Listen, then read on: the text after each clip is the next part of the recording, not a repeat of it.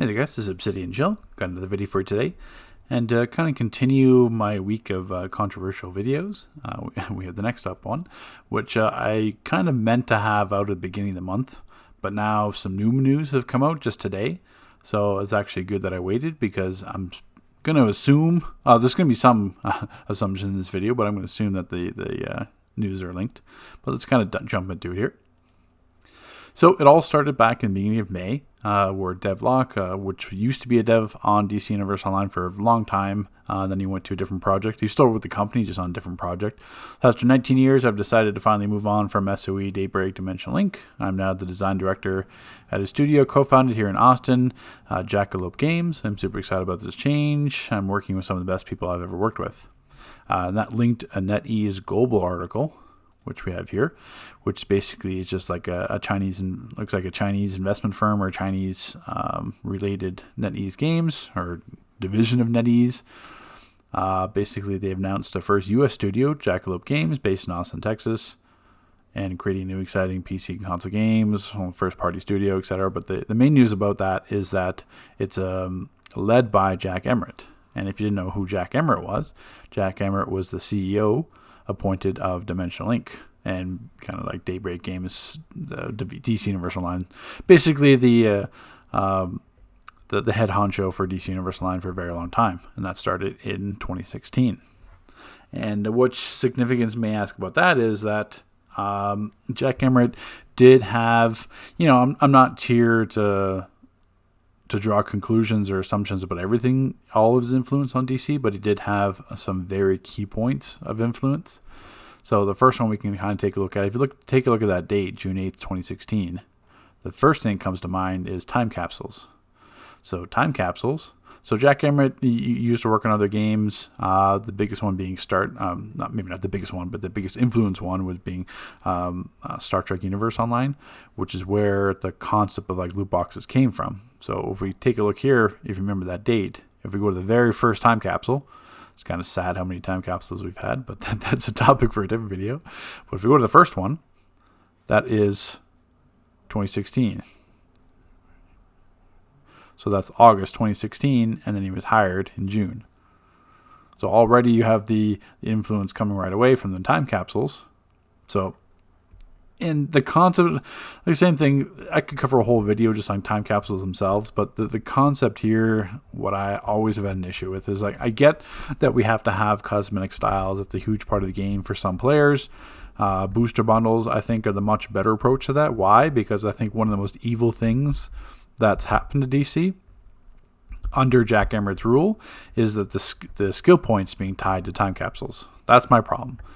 I understand the need for cosmetics. I understand the need to have another money-making scheme because the game has kind of shifted away from like the hardcore endgame players that are spamming replays and going through thousands of replays every single DLC. Some players aren't like that. They're more casual and play the game for fun. They're not going to spend and buy thousands and thousands of replays. So you need to kind of supplement that income, and cosmetics and loot boxes. Great. I mean, that's a perfectly viable scheme. No, I could say scheme, but it's pretty much a scheme. But at the same time, putting skill points behind that's not right. Because, I mean, look at how many time capsules we have had. Each one of these represent like 4 or 5 different skill points, even probably more than that towards the game. Like, we're talking well over like 100, probably 150 skill points at this point that are tied directly to loot boxes. And I know the whole concept, you can earn stabilizers in game free by being a member or doing the vault every single day. But, I mean, the chances of you not spending any money to get all those feats is probably infinitesimal. So the other issue I have with these feats is that, say we go into a raid and you do like a super difficult feat. I mean, even coming from my last video or other videos, like you do like a speed feat of like Elite Plus or Elite Raid. Like, you do a very difficult feat and you get like 25, 50 feat points, critical no death. No deaths across all the levels like we had in FFE. So you do a feat like that, and it's like you really had to earn it. Then a time capsule drops, and you buy an emblem, and that's 50 feat points. And it's like, here's another emblem. You unlock like 4 or 5 emblems, And that's like 3 skill points because they're all 50 feat points each. Or like every single thing in a time capsule is a feat. You unlock one emblem, that's 10. Then you unlock a feat for unlocking all the emblems, that's another 50. So I mean, it just completely diminishes the point of having skill points in this game and having to actually earn them. All you have to do is buy them off the broker or spend real money, and then you're going to get the same amount of skill points or more. So that's been my issue. So that's number one thing. The other thing that happened under his watch, and I say under his watch because I don't know how much influence he had. I know for sure that it's still happening under his watch, so it still has to kind of go through his say. But the Stats revamp. Stats revamp came out in 2017. This is another thing that I'm marking against. I know other people will have maybe other issues with Jack Emmert. For me, I can only base it off what happened under his watch. Time capsules and skill points I don't agree with. I understand the concept behind them, but like I said, don't agree with them. Stats revamp is the second thing. This was a massive screw up. I know that he wasn't put in a great position from Jens Anderson because he's the one that rolled out Weapon Mastery and Advanced Mechanics, which is, Weapon Mastery was a complete disaster. It definitely ruined the game.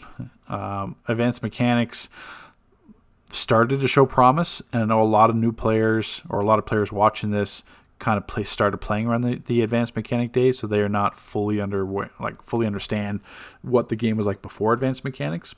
But the concept of advanced, every time a new advanced mechanic came out, it was more powerful than next. Like we had like quantum release at the beginning, and quantum advanced mechanic was so OP with time bomb, like nothing was even close. Either quantum or like you were nothing. And then each and every advanced mechanic that came out, like gadgets, mental, everything else, was more powerful than the next. And then, or ice, which is basically just like clip 4 powers and spam one button, and that's it. You could complete a raid just by hitting one button. So and Stats Revamp itself, because I was one of the main testers on Stats Revamp, along with like 6 or 7 other people. And the reason why I had such an issue with it was because we knew it was like 4 or 5 months early. We've even told that, like in the Discord chats that we were in with the developers when we were doing it, and in the chats with MEPS, he was basically saying, yeah, our timeline's like 3-4 months, and we're basically listing off like essays worth of bugs that were in Stats Revamp at the time, and then all of a sudden we're told, oh yeah, it's going to come out like in a few weeks. It's like, what? So once again, I mean, I can't say for sure, but basically they were. The Stats Revamp itself was hugely rushed. I mean, the bugs that were prevalent forever. I mean, the gadget stealth bug where basically like a dot or any kind of delayed dot damage would knock you out of stealth. I mean, that bug was there since Stats Revamp. So that's another ridiculous thing. But I mean, I'm not going to spend the whole time in the video talking about that. It's basically, I just want to inform you guys kind of what's going on, because I know a lot of people aren't going to follow this. I mean, I barely even follow like the background news of the studio. I mean, because that's out of my control and out of the player's control, so all we can do is kind of deal with it. But it's more to let you know that now there is a vacancy in that CEO spot, so then we don't know kind of what direction that's going to take the game. And then even if we go to their careers on Dimensional Link, we can see the other aspect of it is a lot of people saying, oh, nothing's happening on DC Universe Online. It's basically being stagnant. Nothing's changing. Things are coming out bugged or things are coming out delayed. And a lot of it's because just the missing staff. I mean, they're missing 3 different artists. So, I mean, that pulls away time from the current developers there. They have to kind of basically double up and do some of those effects they wouldn't have to normally have to do, that they could spend time doing other things. Same thing, they're missing programmers. They're missing game designers and system designers.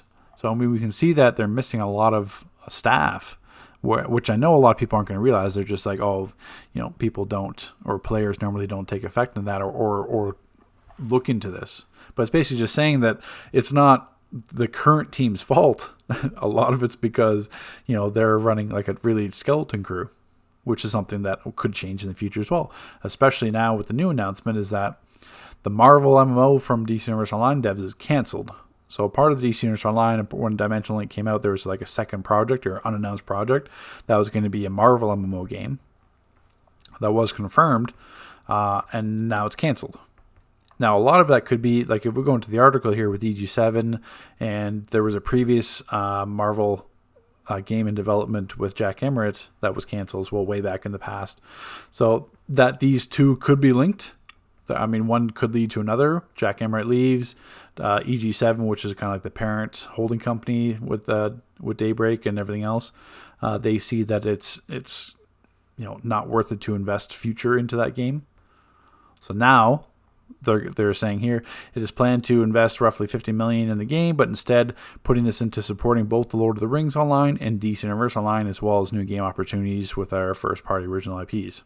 So both DC Comics and Lord of the Rings MMOs will get their previously announced major upgrades, including improving the visuals to current gen standard, with DC Universe Online getting its update in 2023. So it kind of goes into here. So now we've got more of an investment coming into DC Universe Online that was going to go into this Marvel game. So now we can expect, hopefully these staff positions to fill, because people see future employees will see, or people in the whatever in the market will be able to see that there's more investment coming into it, which hopefully will be related to salaries as well, because developers have to get paid. They need to make their bag as well. But this is essentially what I just wanted to kind of let you guys know. This is major news. It just came out today about the MMO being canceled.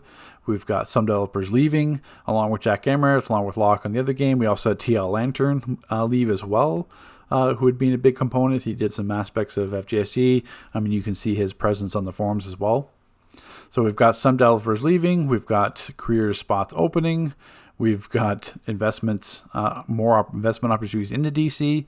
So it's one of those things where, as a player, this should be somewhat concerning, because there's a lot of things in flux, or a lot of things in motion going on behind the scenes that we aren't aware about as players. Because on the forums, they're very tight-lipped. I mean, you're never going to get the MEPs or anyone anyone from the team is never going to leak this information. I mean, they never mentioned when Nerd or Prey left. They never mentioned when Matuba left. This is all players. Players are making the forum, like the thread post saying, these people have left the game, and then MEPS eventually comments on it saying yes, it's confirmed, or a comment about it. But they're never the ones to leak this to mention this information first. I mean, even when DLC previews is always that whatever the esports website or that MMO website that always has an article, and then the article is linked on the forums. So internally, you're never going to get any information from it. It's basically on us as players or people that are interested in the game to kind of do their due diligence and look into other kind of research. So in the end, we'll have to see how this plays out. We'll have to see if the career positions are filled. We'll have to see what kind of invest opportunities that are going to be in DC, along with those major upgrades. I mean, some people it's not realistic to switch this to like another, what do I want to say here? Game engine, sorry. Like another Unreal Engine. I mean, that's not viable, because they're going to have to basically redo the entire game at that point. But we can certainly kind of envision what kind of upgrades are possible in DC, and certainly ways to spend that money. Because in the end, we also know that DC Universe Online is a huge moneymaker as well, with replays, with time capsules, with booster bundles, with everything else. It's pretty much a cash cow at this point. So we'll have to see where this takes us. It's just information I wanted to share to you guys. So we'll see you in the next video. Take care, guys. We can kind of continue on this conversation in the comment section as well.